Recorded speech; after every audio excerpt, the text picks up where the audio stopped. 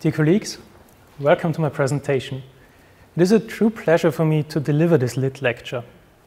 I would like to start with a short introduction of our group. We are the Department for Particulate Flow Modeling. We are a pretty small but quite international group. We have members with various educational backgrounds. We have chemical engineers, mechanical engineers. Several of my colleagues, including myself, are physicists, and this diversity is very important for us. The reason is that our research topics, which are particulate flows and granular matter, are also very broad and need to be tackled from various sides. With granular matter, I mean that we are not interested in one big single piece of continuous material.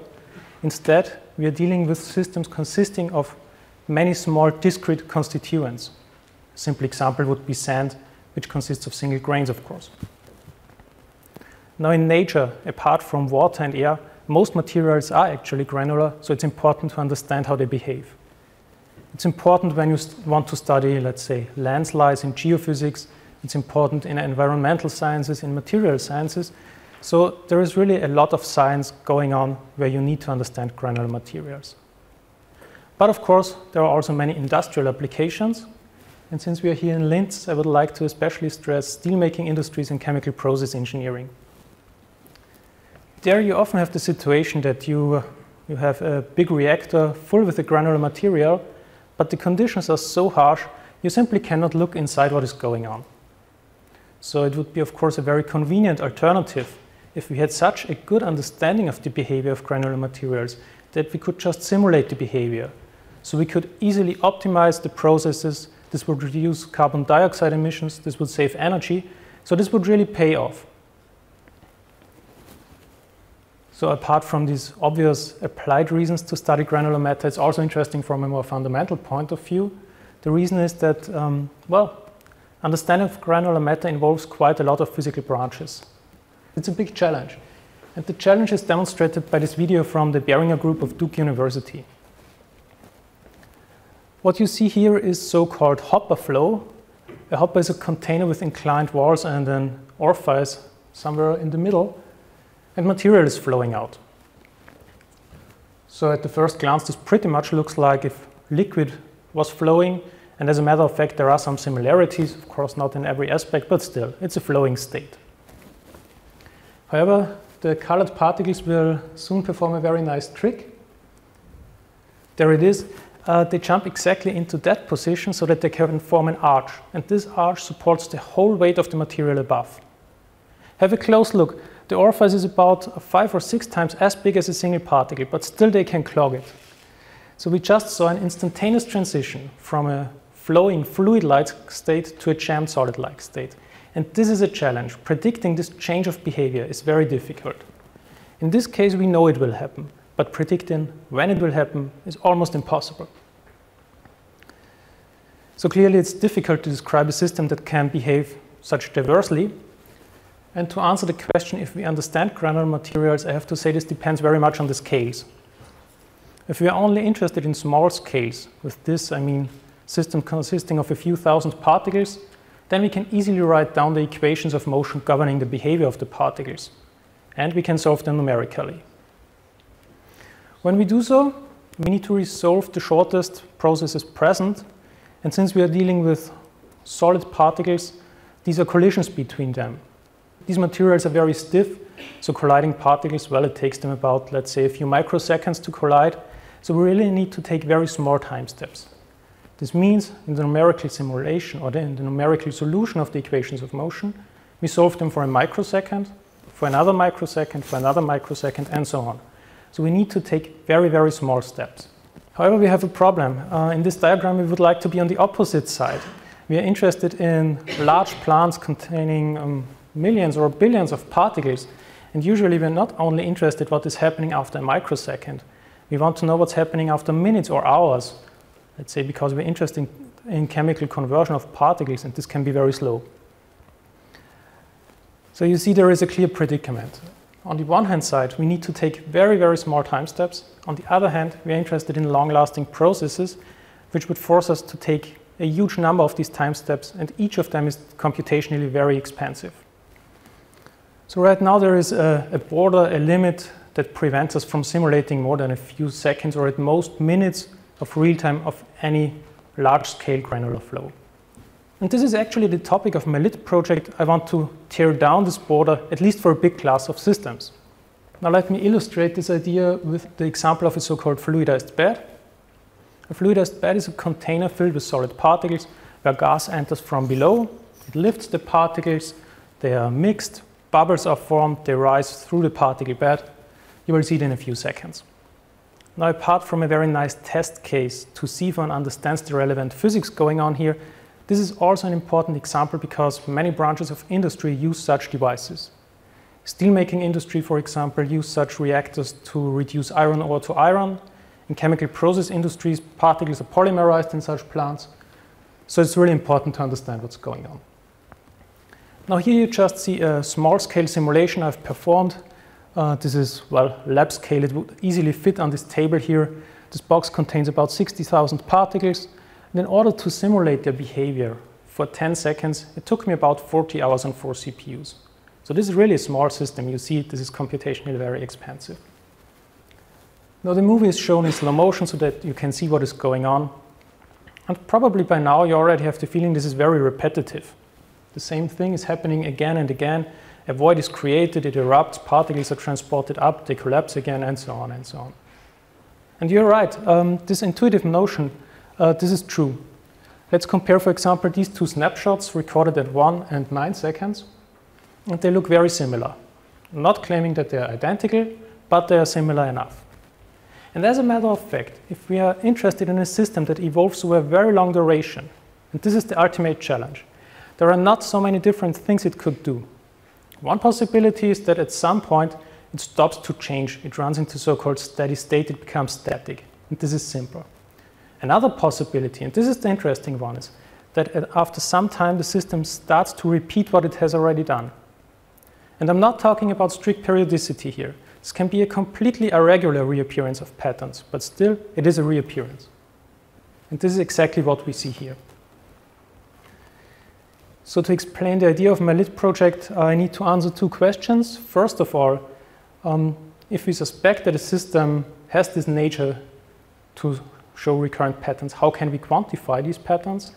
And the second question is, how can we employ this information? Because this is, of course, an important piece of knowledge if we know that the system repeats what it has already done. So the first question is answered with this colorful plot here. This is a so-called difference or distance matrix, which basically is a visualization of the similarity of the system at two different times. This means for each point in this plot, the coordinates correspond to two different times, and we're comparing the states of the system at these times. On the diagonal, we're comparing identical times, so there is no difference, and this is encoded blue in this case. Off the diagonal is more interesting. We see red regions. This means there is a large distance, a large difference. But again, there are also local minima, these blue colors. This means we have found similar states corresponding to different times, just like we saw it before for 1 and 9 seconds. Now, if we carry out the simulation and we find that a pattern reappears, we actually do not have to recalculate it. If we have this information here available, we can just look it up. When has it appeared the last time, and then use this information. So this is numerically, of course, much cheaper than recalculating everything again, even though we know it is just the same which will happen again and again. So this is the basic idea of my project. We just need to start with a short initial simulation to see which patterns are present and how they evolve. And once we have that, we can easily extrapolate the behavior to basically arbitrary times. So to sum this up, this inspired us to a new simulation methodology we call recurrent CFD. And one can easily compare it to conventional simulations. These are very slow because you need to calculate the forces acting on all the particles. You need to solve the fluid equations of motion. This is time consuming, and it limits us to not simulate anything longer than a few seconds or at most minutes. Now in recurrent CFD, we only need a very short, slow conventional simulation so that we learn how these patterns look like and how they evolve. Once we have this, we can just extrapolate the behavior, and this is numerically so cheap that we can then simulate any long-lasting, slow process of interest. The conditions we have Well, we need a system that shows reappearing structures, and we need some process of interest that lasts long and is either passive or weakly coupled. Well, this might sound a bit exotic, but as a matter of fact, we have already proven that this can work. We have again employed a fluidized bed, pretty much the same as you have seen before, but now the particles have been heated to 90 degrees Celsius and are fluidized with cool air. So what will happen? Well, the particles will slowly cool down on top of the rapid motion where they are mixed. So this is actually quite a nice test case because we need to understand the contact mechanics between the particles, we need to understand the fluid mechanics and the thermodynamics of the system. So this is not only a test if our new simulation methodology works, this is actually a test also for the conventional simulation tools if we understand the physics going on. As a matter of fact, there have been recent measurements on this system, which is the reason why we chose it. The University of Eindhoven have measured the mean particle temperatures, which you see here. The black crosses are the mean particle temperatures over time. They start at 90 degrees Celsius and slowly cool down. The same group has also performed simulations that tried to explain the behavior. This is this green curve, and you see it's qualitatively okay, but there's a clear gap. Now in the first step, we wanted to see, can we do better? Can we at least perform a conventional slow simulation that is a bit more accurate? And it turns out, yes, we can do so. This is the red curve. This is much closer to the experiments. So this gave us at least some confidence that we can now try to use our new simulation methodology. And here the big question, of course, is how inaccurate will it be? Because this is clearly a very severe approximation we impose with which we hope to get faster simulations. So let's see. Well, it turned out the method is not inaccurate at all. The blue curve is basically on top of the red one. The particle mean temperatures come out exactly as in the slow conventional simulation. The only difference is that we observed a speed up of 300. This means instead of waiting these 40 hours I've mentioned before, it just took 10 minutes now. This is a tremendous speed up. This is now very convenient.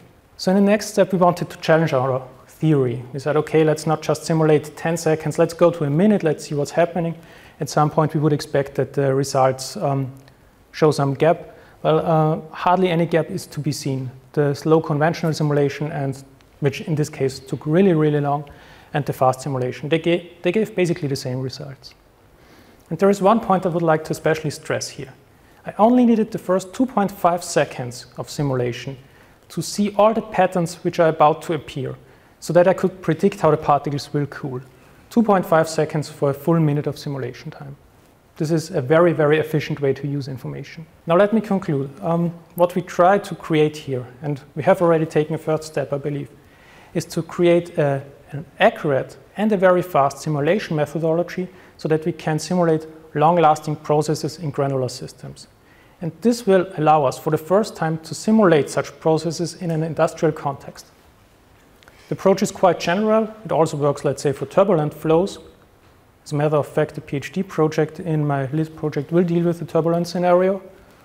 And of course, it also works outside of industrial applications. A second LIT project in our group was just approved dealing with environmental questions. The final goal, I would also like to mention this, would be, of course, to reach real-time capability.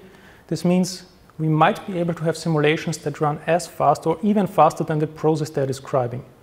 So let's assume we are interested in some process that takes 10 minutes and you have the results already after 1 minute. So you really can look into the future. This would be very, very convenient. Now, clearly, there are big challenges in our way. We need to handle huge amounts of data. This is one of the core questions. How can we do this in a clever, efficient way? Especially since we are talking about small systems right now. These are all test cases, but we want to go, of course, to larger scales. So data will increase and we need to come up with a clever strategy. Another important point is right now we're talking about passive or weakly coupled processes, but what is happening if the long-lasting process changes the underlying dynamics? This is a tough question, I think, but we will hopefully come up with some answer. To conclude, I would like to thank the Austrian Federal Ministry of Science, Research and Economy and the State of Upper Austria for funding VIA-LIT, for allowing us to realize this crazy idea. And I would also like to thank the K1 Med Competence Center for co-funding the project.